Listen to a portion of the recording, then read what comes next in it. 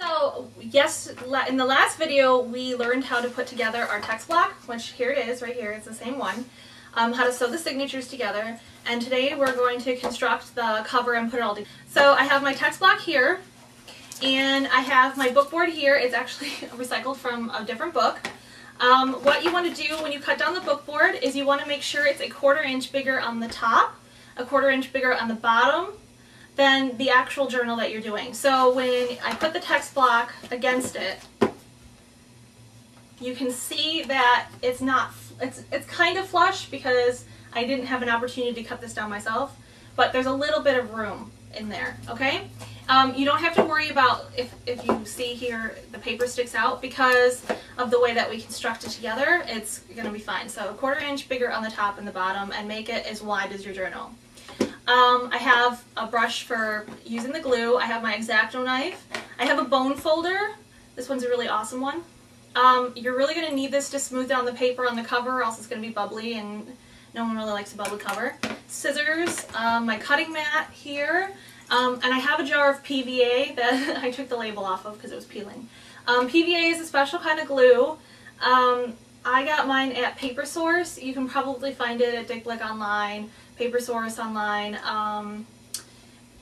You're not going to find it at like your Hobby Lobby or your Michaels because it is a stronger, specialized kind of glue. The lid always sticks on it. It's thicker, and it's when you read older books on collage and stuff, people used PVA.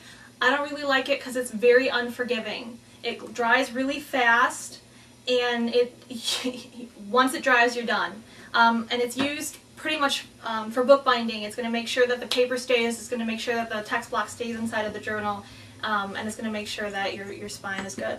Okay, so then what we have here is, this is my book cloth. Book cloth is basically cloth, and it has this kind of flat papery inside. You can get it in a ton of different colors. Here's some yellow that I have, and a luminescent one. So these are all examples of book cloth. You can see it's cloth on the one side, and then it's going to be like paper on the other. Here's some yellow book cloth here. I get my book cloth either at Dick Blick or at Paper Source. I used to work for Paper Source, so I get a lot of my bookbinding supplies there, just because I know the supplies and how to use them and stuff. I also have my paper for my cover. I bought a different paper, but then I found this when I was cleaning.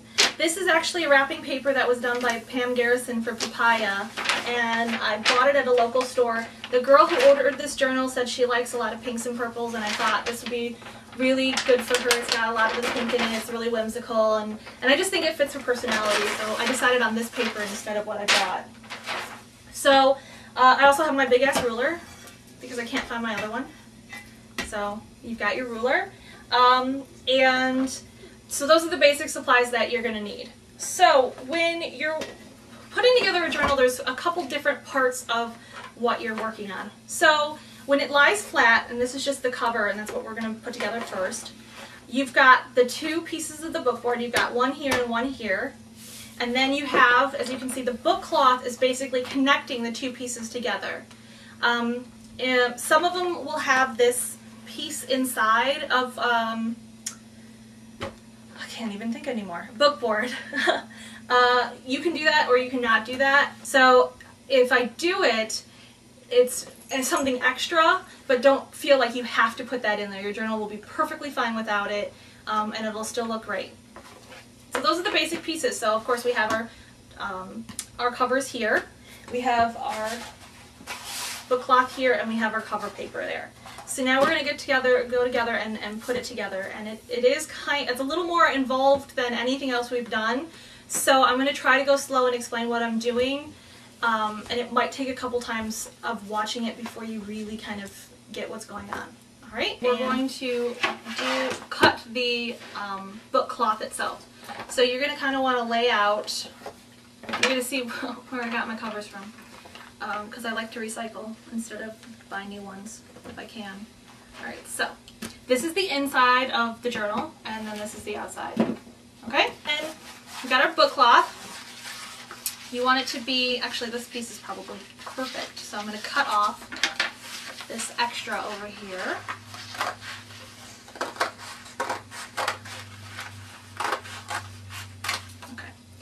the book cloth always goes down before you put the cover paper on, okay? The paper is going to go over.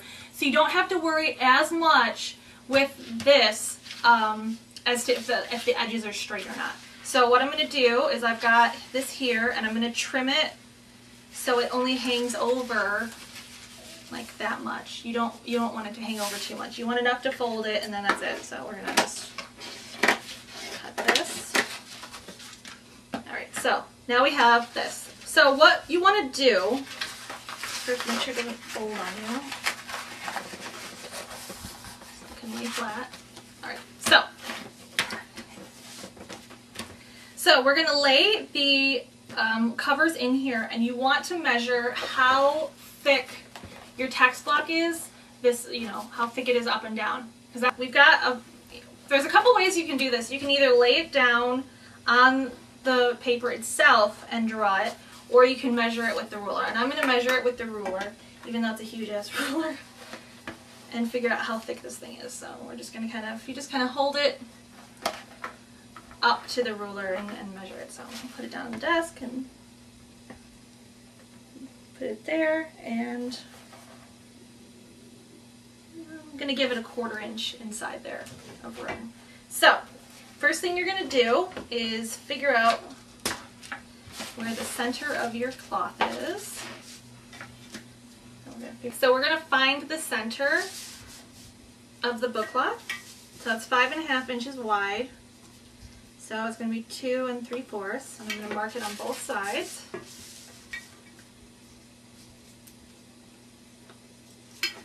And then draw a line down the middle. This requires a lot of measuring. I usually can do it by eye, but I don't want to do that because then you wouldn't learn anything. So when I started, I had to measure everything with this. Okay, so center of that. And we deduced that the text block itself is a 1/4 inch thick. So what we want to do is we want to measure from this center line, so it's a 1/4 inch like block in the middle here. So let's see, how would you do a 1/4 inch? I usually use the little notches on the ruler. So I'm just going to do, I usually put the center of the whatever it is. There's like a little notch for the 1/8 of an inch, and then I just mark where the ruler starts and where the 1/4 inch area is. I'm going to do that on both ends.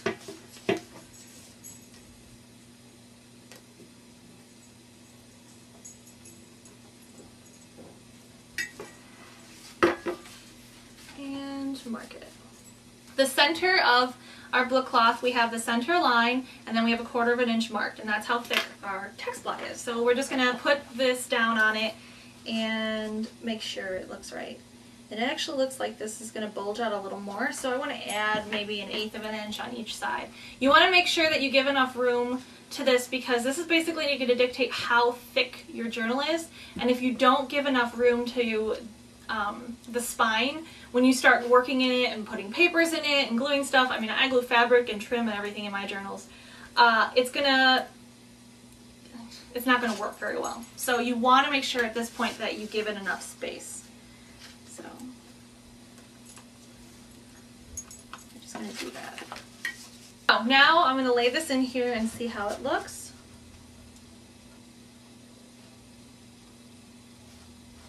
And I'm just going to use the one side. So I added an extra 1/8 of an inch to it. So we're just going to erase one of these lines. And it's not exactly center, but you're not really going to notice once you put the paper on the covers, because that'll cover up the cloth. You just really, this is like really important to make sure you have enough space.